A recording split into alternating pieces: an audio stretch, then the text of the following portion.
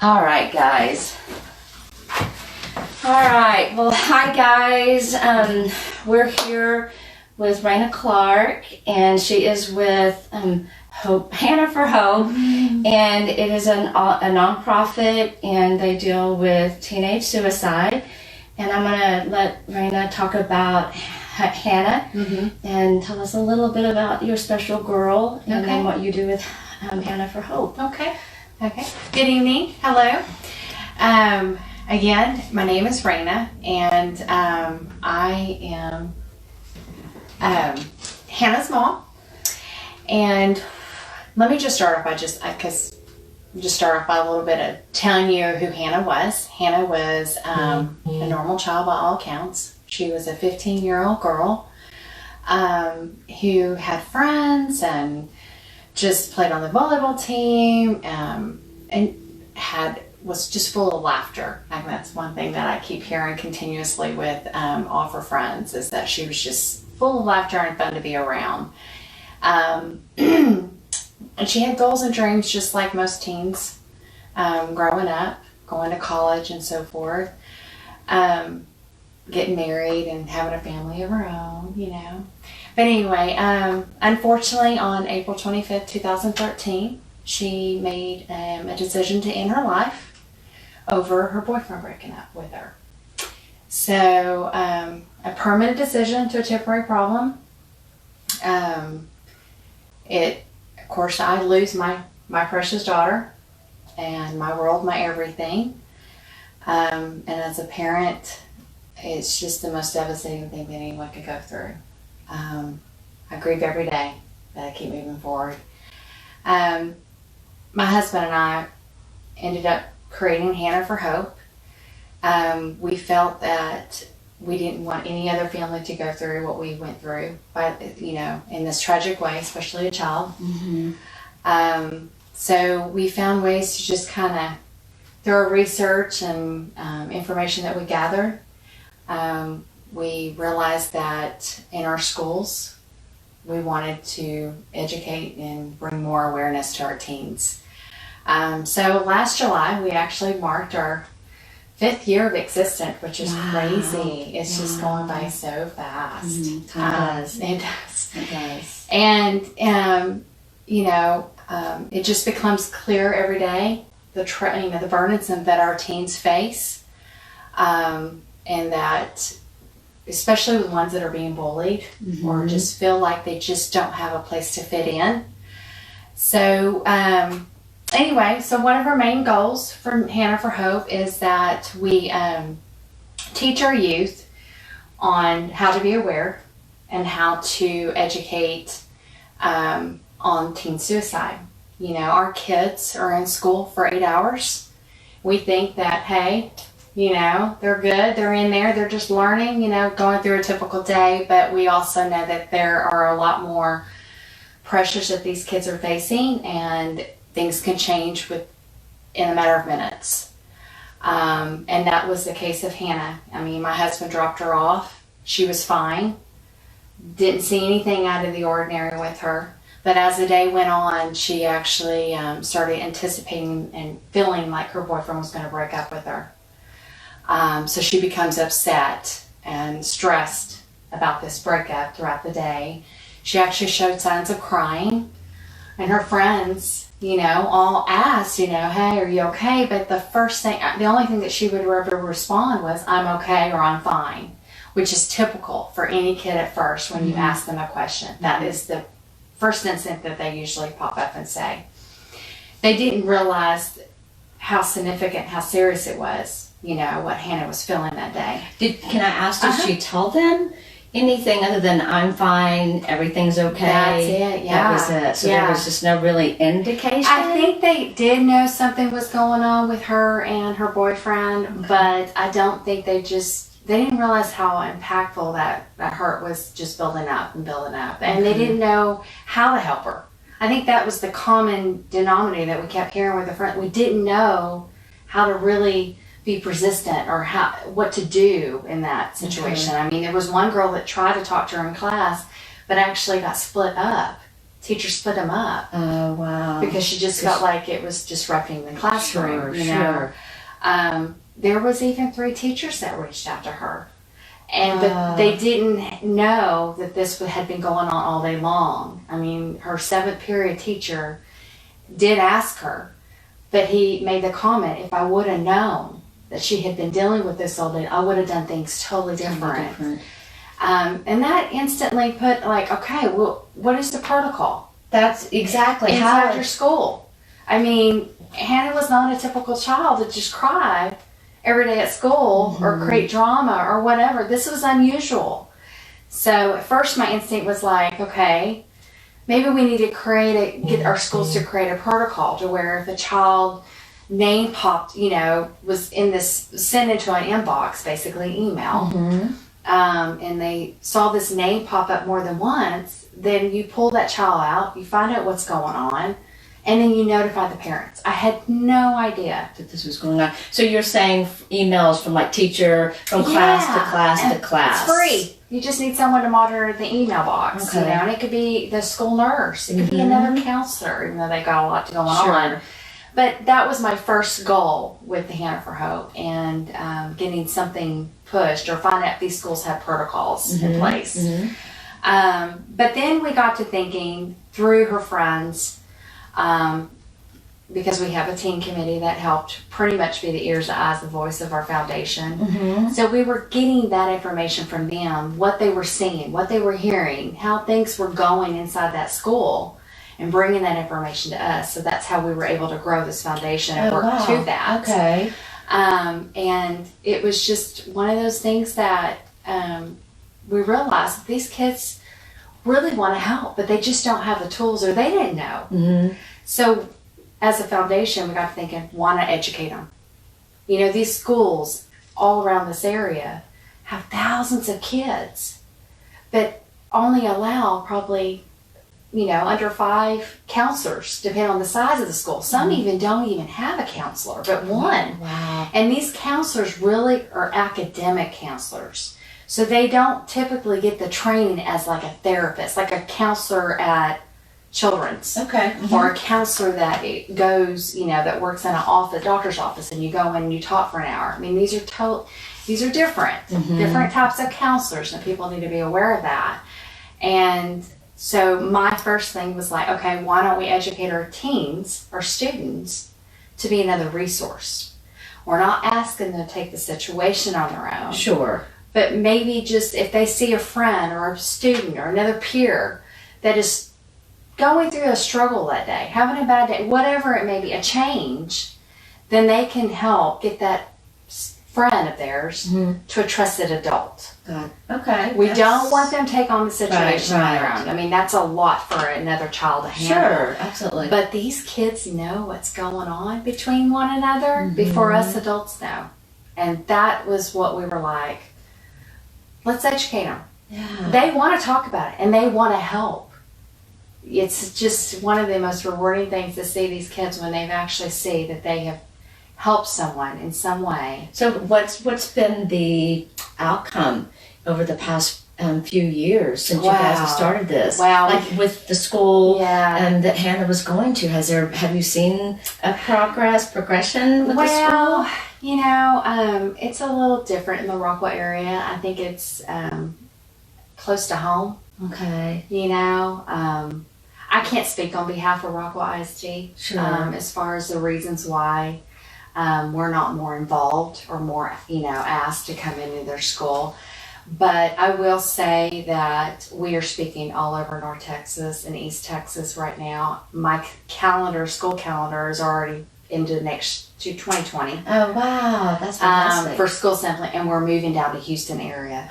Oh my gosh, that's awesome, Raina. So that's what we've basically done is we've partnered with Children's Health, their Spark program. So we have an LPC that travels with us, and we basically go into these schools and provide a 50-minute program. They get to hear from me on all the assemblies, but at the same time, they get to hear from a survivor Okay. She shares her testimony. We have children's LP, Carla Hutcherson, that basically goes in and goes over the facts, the statistics of that school. We pull the number of kids in their school, and then she pulls the real number out there.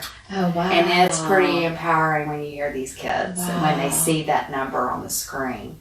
But at the same time, we give them encouragement and hope. Mm-hmm. So yes, it's a difficult topic to talk about, but these kids, it's okay to ask because they're already... It's already there. It's already there. Mm-hmm. And they want real, and anytime they sense that we're standoffish or we're not being completely honest, then they're going to react that way. Transparency is the best. Oh my gosh, these kids, they know more than what we think. And I, would think that, hey, if I was a parent, I would want to know the truth. Absolutely. I would want to know, that someone's not giving me an honest answer. Absolutely. But it's just amazing how rewarding these kids feel when they realize, oh my God, I just made a difference. Yeah. So do you, with these kids, are you in the middle and the high school? Or yes. Specifically? We really encourage the middle school. Sure. One of probably the number one questions I get from parents, well, when will you start having this conversation with your kids? And I will tell you, as soon as hormones hits. And it's starting as early as 10. And this is very alarming. I don't know much if you know, but in the state of Texas, it's the second leading cause of death among our youth. Wow. From ages 10 to 24. It just dropped last year to the age of 10. Wow. It used to be 14. Startling. It's very startling. And as a parent, I didn't have a clue. I did not. I talked to Hanna about sex and drugs and alcohol, everything that you think that you need to talk to your child about. But I never had an inkling that I needed to talk to that teen suicide. I had no idea as a parent. I was so naive. Well, so let's segue into that. So you have got some forms, and we will put them out. We're going to try to put them on the link. If not, we'll get them after this is on. But why don't you kind of go over some of the questions? And parents, remember that at the end of this, after Raina and I talk, we'll do a Q&A. So if you've got questions, go ahead and type them in, and we'll get them addressed at the end. So, but Raina's, this way, if there's anything as she talks, you guys, can ask questions. Yeah. This is a form that we actually also provide at our school assemblies, because it's not just the assemblies where we're teaching. We're really focusing on our youth in the auditorium or gym. But we want this information to also, because we have parents that actually show up to our assemblies with the faculty, the teachers and so forth, the administration.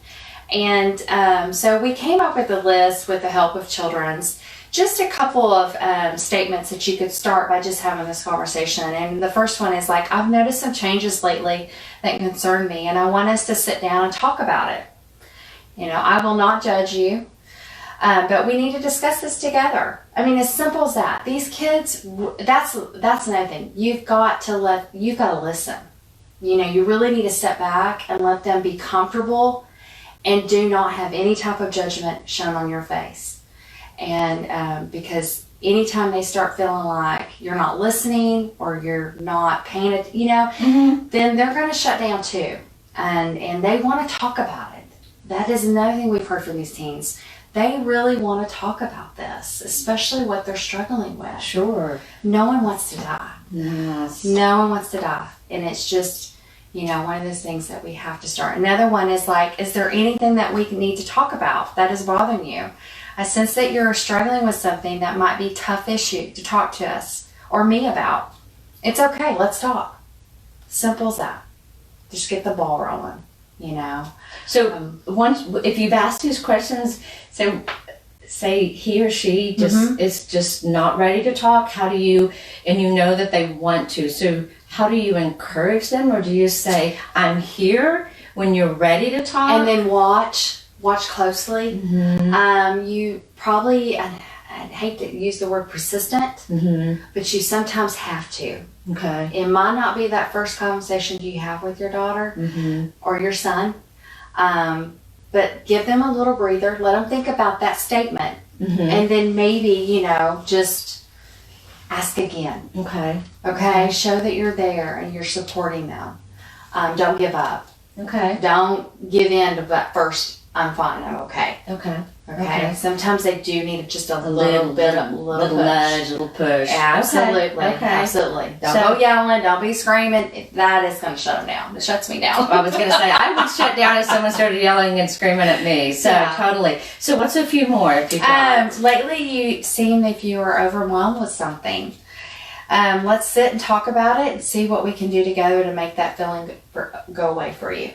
As your mom or dad, the most important thing to me is that you are safe and okay. I have the sense you are not okay because, and maybe give an example of why you think that they're, withdrawn or something. Let's sit and talk about it, how we can figure out together how to make things okay again.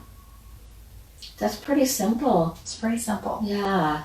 You don't really have to just come out and say, and then go from that. I mean, to me though, when you actually, if you don't sense something's really going on, your child's fine, but you're getting to, okay, let's educate on the sex, the drugs, and all that.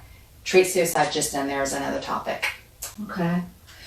Just talk about it. It's another education tool. Absolutely. I know that when your children can trust that they can come to you about anything and that you're not going to judge and you're not going to criticize, then hopefully they'll come back. So how about if somebody, say your son or your daughter, comes and says, my friend, I'm worried about this or that. What do I do, Take it serious. Take it serious. Listen to her first. And if you know the parents or how to get in touch, you need to get her parent or his parents involved.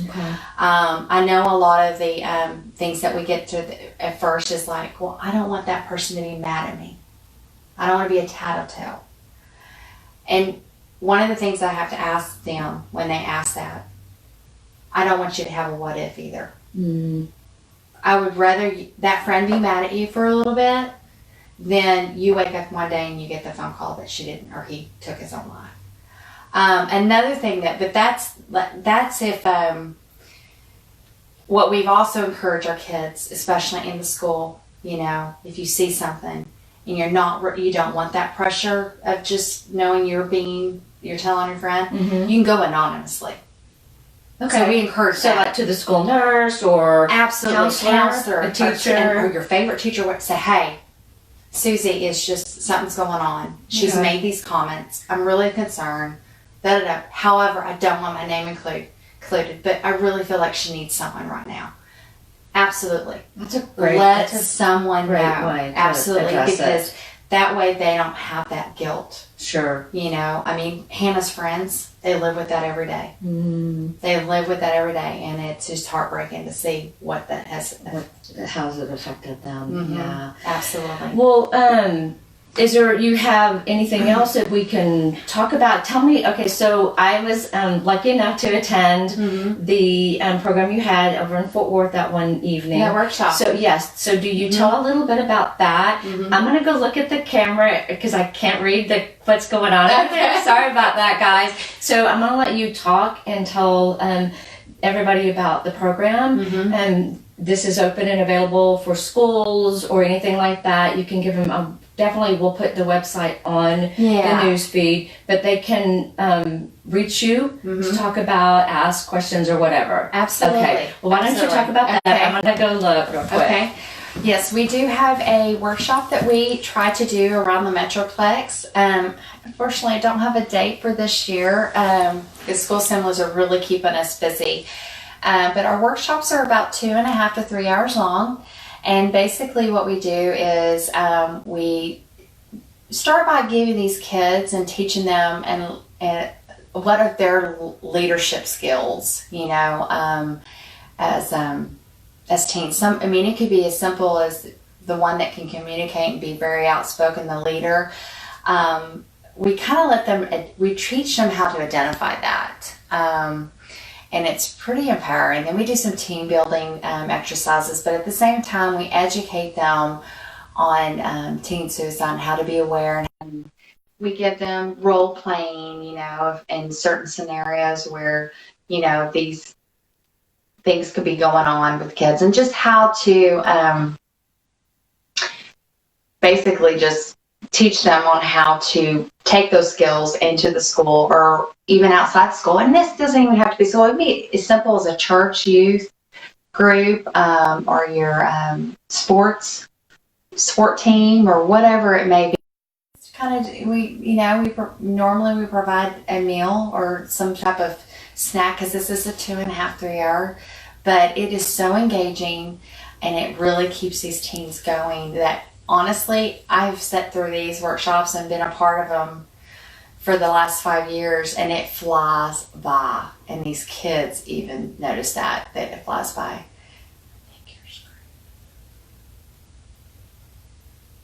Okay, guys, I need somebody to thumbs up or something to make sure that we've got everybody on. I apologize. We're trying to add. But if somehow, some way, someone can write a comment in for me, I apologize.